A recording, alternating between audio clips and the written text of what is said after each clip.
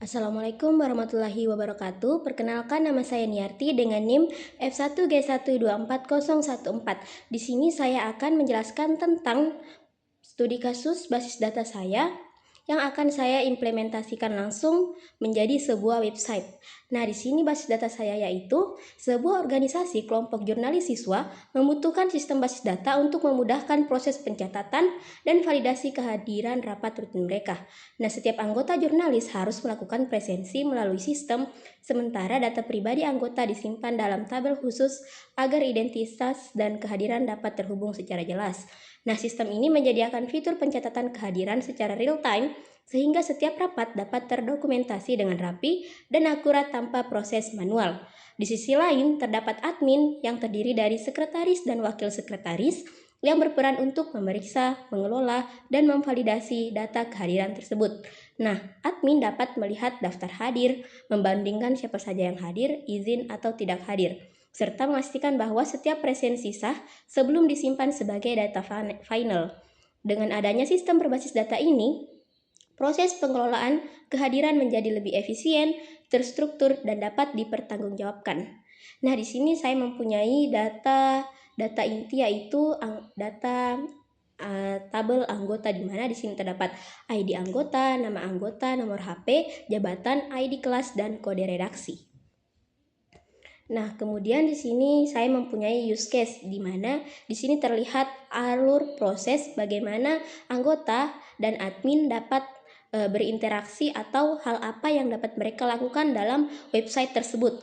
Nah, di sini dapat dilihat bahwa anggota di sini dapat login.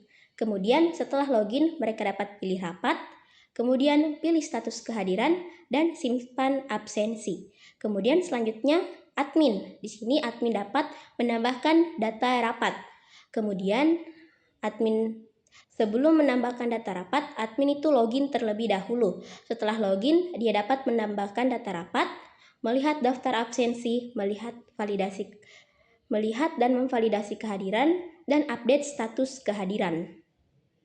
Selanjutnya, setelah use case di sini terdapat IRD, di mana di sini saya mempunyai 5 tabel, 5 entitas, di mana di sini ada tabel kehadiran dengan atribut ID kehadiran, ID anggota, ID rapat, status, waktu hadir, dan validasi admin. Kemudian selanjutnya ada tabel rapat, di mana di sini terdapat atribut ID rapat, tanggal, waktu, dan tempat. Selanjutnya ada tabel redaksi. Di sini redaksi terdapat atribut kode redaksi dan nama redaksi. Selanjutnya ada tabel admin dan atributnya itu ID admin, nama admin, dan jabatan. Selanjutnya terdapat tabel kelas dengan atribut ID kelas dan nama kelas. Nah, di sini saya mempunyai 5 kolom di mana mereka dapat terhubung satu sama lain, di mana kehadiran ini berelasi dengan anggota, berelasi dengan admin, dan berelasi dengan rapat. Kemudian anggota ini berelasi dengan kehadiran, berelasi dengan kelas, dan berelasi dengan redaksi. Kemudian kelas berelasi dengan anggota, begitupun redaksi berelasi dengan anggota, dan admin berelasi dengan kehadiran. Dan selanjutnya di sini ada bisnis proses, di mana di sini terdapat role anggota dan sekretaris. Nah, di sini terdapat alur yang jelas bahwa anggota dapat login terlebih dahulu, di mana dia dapat memasukkan data anggotanya yaitu ID anggota, kemudian memilih role. Nah, kemudian dia dapat memilih rapat. Di sini dia dapat memilih rapat. Setelah memilih rapat, maka muncul status kehadiran. Dia ingin memilih izin, hadir, atau sakit. Kemudian selanjutnya yaitu simpan absensi. Setelah absensi disimpan, maka statusnya itu menunggu validasi dari admin atau dari sekretaris. Setelah itu selesai. Kemudian selanjutnya yaitu alur sekretaris atau admin. Nah, di sini dia yang pertama itu login sebagai admin. Kemudian selanjutnya dia dapat menambahkan data rapat. Setelah menambahkan data rapat, dia dapat melihat daftar absensi, nama-nama anggota yang telah mengisi daftar absensi. Selanjutnya di sini dia akan memvalidasi absensi tersebut, apakah absensinya valid atau tidak. Jadi di sini jika tidak, maka dia dapat ditolak atau dapat dikoreksi. Selanjutnya jika dia valid, maka dia dapat divalidasi. Setelah memvalidasi absensi, maka dia update status absensi. Di sini admin dapat mengupdate status absensi apakah dia diterima atau tidak. Setelah itu selesai. Baik, di sini ada tampilan website yang telah saya buat berdasarkan alur-alur yang telah saya jelaskan tadi, di mana di sini pertama kita harus login presensi. Nah, di sini kita dapat memasukkan ID pengguna dan login sebagai, di mana di sini misalnya saya masuk dengan ID pengguna 10 dan login sebagai anggota. Maka dia akan menampilkan pesan Halo Desya Raya Putriana Greva. Nah, kemudian isi presensi, di sini pilih rapat 17 Desember 2025, sini pilih status bisa hadir, izin atau alfa, kemudian simpan presensi. Nah, di sini presensi berhasil disimpan.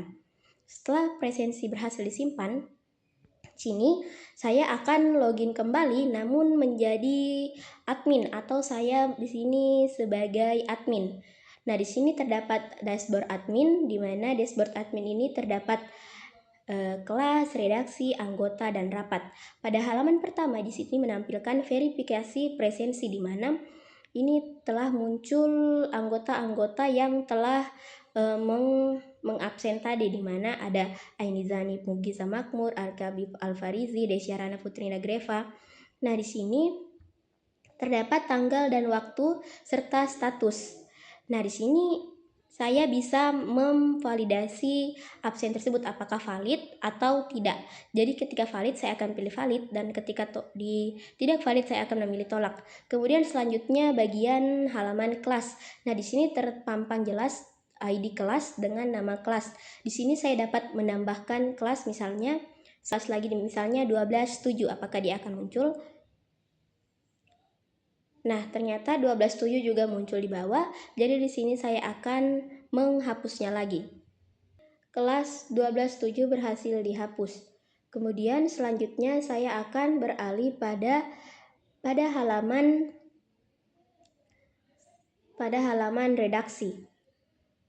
Nah, pada tabel halaman redaksi ini terdapat ID redaksi dan nama redaksi. Di sini terdapat 8 redaksi, yaitu berita, sastra, fotografer, editor, redesign, kolmis, karikatur, dan kewirausahaan. Selanjutnya saya masuk ke halaman anggota. Di sini saya akan mencoba untuk menambahkan nama Salwa, nomor HP 08765478. Kemudian di sini saya memasukkan jabatannya, pilih kelas, kemudian redaksinya. Nah, setelah itu saya akan memilih tambah. Selanjutnya dia akan muncul di sini Salwa dengan kelas 11.1, nomor ini anggota sastra. Di sini kita dapat mengedit dan menghapusnya. Di sini saya akan menghapusnya. Kemudian baris Salwa telah berhasil dihapus. Selanjutnya yaitu pada halaman rapat. Di sini kita dapat menambahkan tanggal rapat. Di sini saya akan memasukkan tanggal 20, kemudian tambah, kemudian di sini waktunya. Nah, di sini saya memilih ini jam ini. Kemudian kita mengisi tempat, dimana di sini ruangan kelas. Nah, di sini terdapat topik rapat. Sini kita bisa menentukan tema apa yang akan kita bahas pada rapat tersebut. Misalnya di sini tentang tema mingguan. Kemudian keterangannya semisalnya mereka itu wajib hadir. Nah, halaman ini nanti akan muncul di halaman pilih rapat pada dashboard anggota. Selanjutnya kita dapat melihat pada di sini saya masuk sebagai anggota ke-29. Kemudian kita login, ternyata di sini Zahra Naisya Safrin. Kemudian dia pilih rapat, apakah rapat tadi akan muncul, dan ternyata rapat akan muncul di sini 20 Desember 2025. Kemudian pilih status hadir izin alpha. Kita coba di sini izin, kemudian isi presensi. Nah, presensi berhasil disimpan.